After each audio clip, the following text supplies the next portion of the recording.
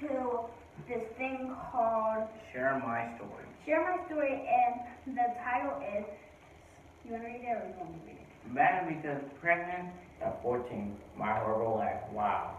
It's such a big deal. But why did she get abandoned? Like, that's not good parents, is it? Well, I mean, some parents think that if you get pregnant really early, they throw you out. He has waffles, and I brought some Cheez-Its. You like Cheez-Its, right? Yeah. But I got some Cheez-Its and a water for this 12-minute video. Alright, let's start this. Okay, let's start it off.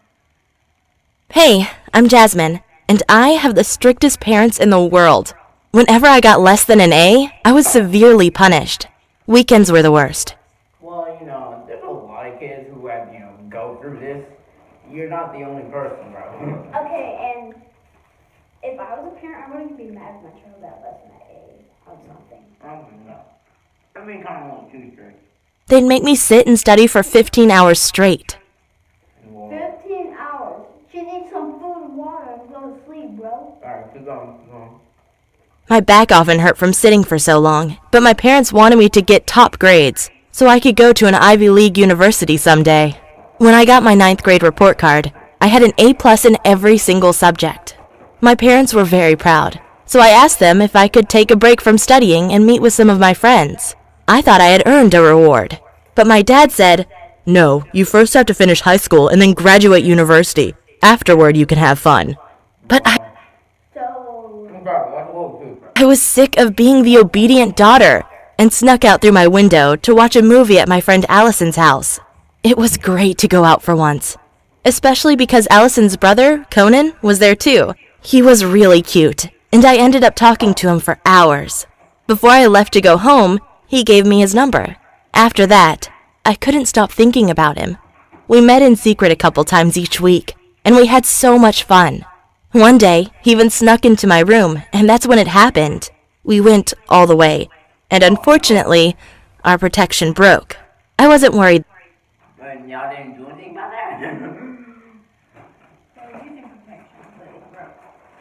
though, because I went to the pharmacy and bought the morning after pill. I thought I'd be okay. But then 3 months later, I missed my period and took a pregnancy test that came out positive. I was so scared. I didn't know how my parents would react if they knew their teen daughter was going to be a mom. So I didn't tell them. Instead, I started eating more food to gain weight, so they wouldn't notice my belly growing. I'd always been a bit chubby, but now I was getting seriously overweight. My parents called me fat and lazy, and even Conan told me I should lose weight, or he'd stop seeing me. It was horrible, but still 10 times better than my dad knowing I was pregnant. I didn't even tell Conan about the baby until my water broke during chemistry class. I took an Uber to the hospital and called him from there. He came immediately, and I apologized for not telling him earlier. Conan was very understanding, so I asked him to call my parents and tell them about the baby. I was so nervous when he said, "Hey, I'm Conan, and I'm your daughter's boyfriend. She's at the hospital and just about to have a baby. She really needs you for your support." I'd never been more frightened. It took 2 hours for my parents to come, and when they walked into the delivery room, my dad was carrying 2 suitcases. He screamed at me, "You've brought shame onto our family. You are a disgrace." I was sobbing my eyes out, but Dad put his face up close to mine and hissed, "Don't ever come back to our house. We don't ever want to see you again." I thought Mom would support me, but she just left with my dad. I was devastated, but Conan hugged me and said I shouldn't worry. I could come live with him. We called our daughter Olivia. She was so cute, and we moved into Conan's home, crying, and it broke my heart. I spent most of the time taking Olivia to the park so I could avoid Conan's mom. It wasn't easy being out for hours with a baby. I felt so alone. Conan continued going to school and claimed he had too much homework to do to help with our baby. I was overwhelmed and very angry at my parents. Why couldn't they support me? Then I could have at least gone back to school. I also tried to convince Conan to get a job so we could afford diapers, but he was too lazy. And a month after I moved in, he sent me an SMS saying, "This is the hardest decision I ever made, but I'm not ready to be a father. You should have gotten an abortion, but you didn't. So the baby is your responsibility. I'm moving in with my uncle in Florida so I can start a new life. I'm sorry. I wish you and your baby the best of luck. I really thought things couldn't get worse, but his mom blamed me for Conan moving away. When she heard he'd left, she screamed at me for hours, then kicked me out in the middle of the night. It was cold, and I had no money for a hotel. Because I had nowhere else to go, I went back to my parents' house. I rang the bell and my father answered the door. I said, "Dad, I've got nowhere to live and no money. We need help." He just looked at me like I was dirt and slammed the door in my face. What could I do?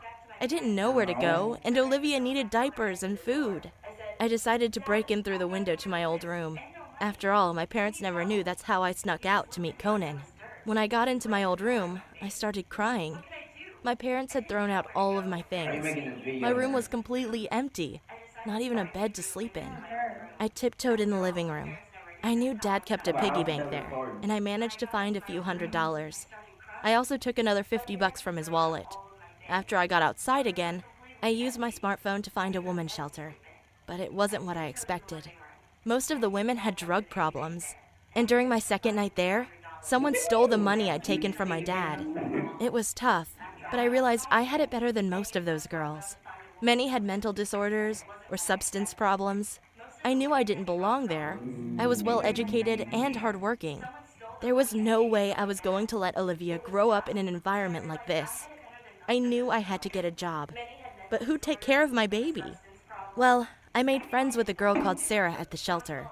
She also had a little girl and told me how she'd grown up going from one foster family They don't need to know the truth, but with this USP seal, I know the whole truth about what's in my Nature Meat gummies. to the next.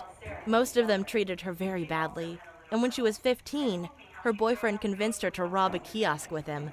She got caught and put into a youth detention facility for 6 months. When she got out, she started seeing the same guy again and got pregnant. But when she said she didn't want to commit any more crimes because of the baby, he dumped her. I could see she was a really good mom. So I asked her if she wanted to share an apartment with me. She started seeing the same guy again and got pregnant. But when she said she didn't want to commit any more crimes because of the baby, he dumped her. I could see she was a really good mom. So I asked her if she wanted to share an apartment with me. I'd get a job and she'd look after the babies. She immediately said yes, and I quickly found a job as a barista. I couldn't complain, even though I was only paid $1,500 a month, which wasn't much to pay all the bills. Yeah, it's not. 1,500 is pretty good money. No, it's not a lot. Yeah, but to work at a cafe. She literally had to pay for 4 people, have to pay taxes and the bills. For 2 babies and adults in the U.S. But because I worked really hard, they promoted me to assistant manager within a few months. Suddenly, I was making $2,000 a month, working 40 hours a week. But then Sarah became a problem. She was always asking for more and more money. I started to suspect she was an addict. When I asked her though, she denied it. But she really didn't look healthy. One day, when I got home from work, no one was there. I started to worry and called Sarah. I said, "Hey, where are you guys?" She didn't answer. Instead, she said, "Can you give me $300? Meet me at the park with the money and you'll get your daughter back." I said, "Of course, I'll be there in 30 minutes. I didn't have $300, so I had to overdraft my bank account. I didn't want to think about what would happen if I didn't give Sarah the money. She gave me back my daughter when I gave her the cash. But there was no way I could live with Sarah anymore. I found a new apartment and applied for a loan to help with childcare. I mean, I had a stable income now, so the bank gave me $10,000. It was enough to put my daughter into kindergarten.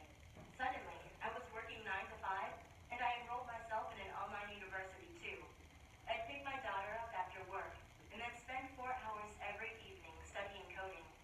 I gotta admit, it wasn't fun, but the work ethic my parents taught me really helped. And after just 1 year of study, I got a job offer at a small software company. Now I'm making $40,000 a year, even though I'm only 17. I also met a guy at work. He was 22, and I thought he was awesome. At first, I didn't tell him about my daughter. I was ashamed of myself for being a single teen mom. But he seemed so sweet that when he asked me out for coffee, Bro, he's 22, that's illegal. Unfortunately, he didn't take the news well. He said, "Really? That's fine." But I could tell by his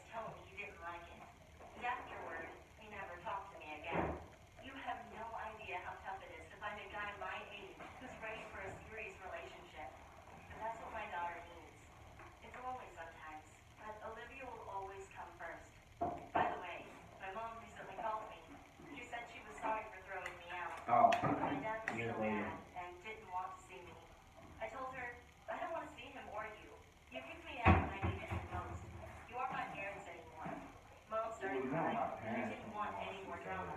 Oh, quiet. So I hung Is out. that wrong? A few days later, she came to my apartment building. I was stunned when I saw her on my doorstep, so I didn't resist when she took me into her arms and apologized over and over. Then Olivia came running out to see who was at the door. When she saw her, Mom said, "You're so cute. What's your name?" So many emotions flooded through me. All I could think about was everything I've been through just because of my parents. Suddenly I screamed, "My daughter doesn't talk to strangers." I pushed my mom away and smashed the door into her Dang. face. I never want to see her again. My parents have always been heartless. They wanted me to be so they could brag to their friends about their successful daughter. But they never cared about what was best for me. I will raise my daughter differently, with love and compassion. I want her to be happy, not successful and miserable. Cool. That was terrible. No, I don't even care about this. No, we done. Okay, y'all. So there's a bonus video thing, but I'm not gonna watch that. Yeah, no. I can care less about his brother. Anyway, thanks for watching this video. You Thanks, you know. guys. Stay tuned for more videos and more videos like this. With us together and stuff. Yeah, we sent videos. Sorry, y'all. Anyway, see ya. Bye.